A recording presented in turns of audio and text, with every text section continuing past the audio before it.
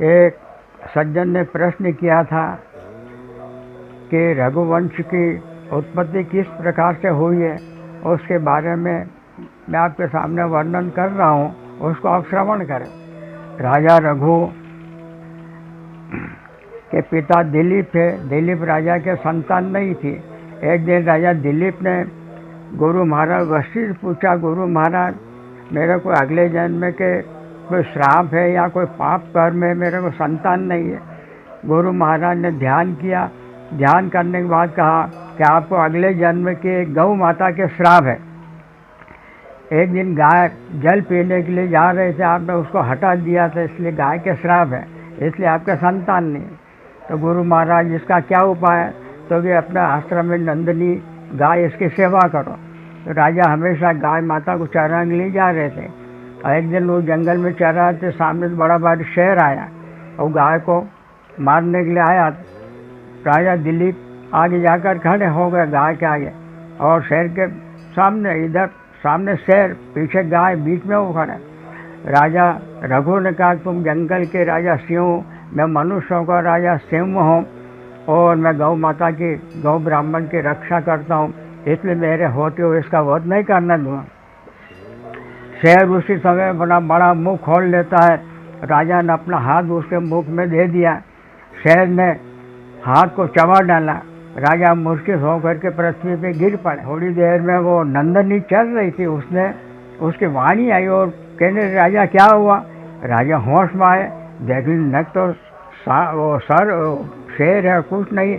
राजा को कोई दर्द हो, हाथ में कोई दर्द नहीं। उस समय गौ माता के ऐसा मेरा ही प्रभाव था, मेरा ही चमत्कार था, और मैंने आपकी परीक्षा ली कि देखे राजा मेरी रक्षा करते कि नहीं, लेकिन आपने मेरी रक्षा की है, इसलिए आप मेरे को आश्रम में ले चलिए। राजा साहब आश्रम ले गए, दूध निकाला, रानी साहब को दूध पिलाया, राजा साहब पिया। रानी साहब को गर्व हुआ। आगे चल कर के उसी से रघुवंश की उत्पत्ति हुई, राजा रघु का अवतार हुआ। बोली महाराज राजा रघु की जय। तो इस प्रकार से राजा रघु भी धीरे धीरे बड़े हुए। रावण राजा रघु के ज़माने में भी था। उसने 14 चौकड़े राज्य किया था। 3.5 करोड़ वर्ष की उसकी उम्र थी, और राजा रघु के ज़माने में वो स्मरण कर रहा था। एक दिन राजा रघु ने लंका में बाण छोड़ा रावण का वध करने के लिए। मंदोदरी उसकी पत्नी बड़ी सती थी, पतिव्रता थी। वो समझ गई कि राजा रघु का अयोध्या से बाण आया, ये बड़ा अचूक है और ये वध करके ही जाएगा। तो वो आसपास घूम रहा था। उसी समय मंदोदरी ने कहा कि बचना के मरना तो क्यों, कि राजा रघु का बाण आया, अमोघ है, अचूक है, तो बोलो क्या करना। तो उसने कहा मेरे पेटी को साड़ी वगैरह ओढ़ लो, घूंघट निकाल के बैठ जाओ। राजा रावण ने मंदोदरी के कपड़े पहन लिए, घूंघट निकाल के बैठ गया। और राजा रघु का बाण स्त्रियों का वध नहीं करता। वो घूम फिर करके वापस राजा रघु के तर्कस में आ गया। राजा रघु का आज तो तू बच गया है, लेकिन यही बाण अयोध्या के राजा राम के हाथ में रहेगा, और इसी बाण से तेरा वध होगा, तेरा विनाश होगा।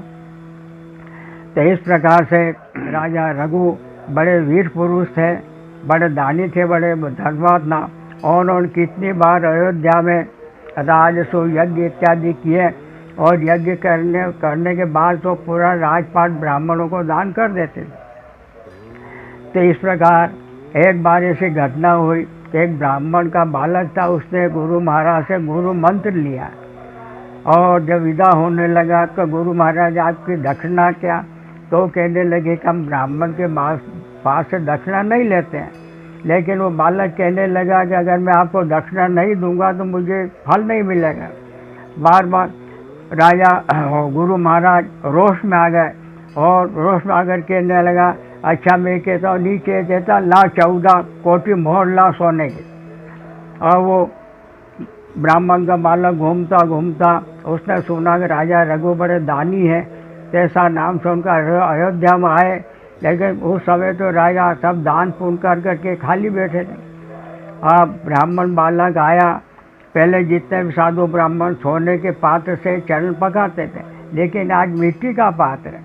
अब उनके पास एक छत्र, एक मुकुट, मणि रखा था, बाकी सब दान कर दिया था।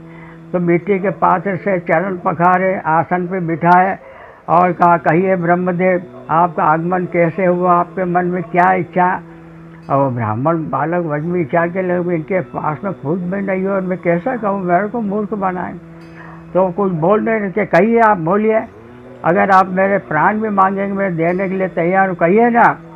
तो उनको भोजन वगैरह खाया, बात कही कि इसी प्रकार से हुआ और गुरु महाराज को 14 कोटि स्वर्ण मोहर मेरे को देना है और मैंने आपका नाम सुना था कि आप बड़े दानी हैं, तो इसलिए आया था। अच्छा ठीक है, आप बैठिए, विश्राम करिए।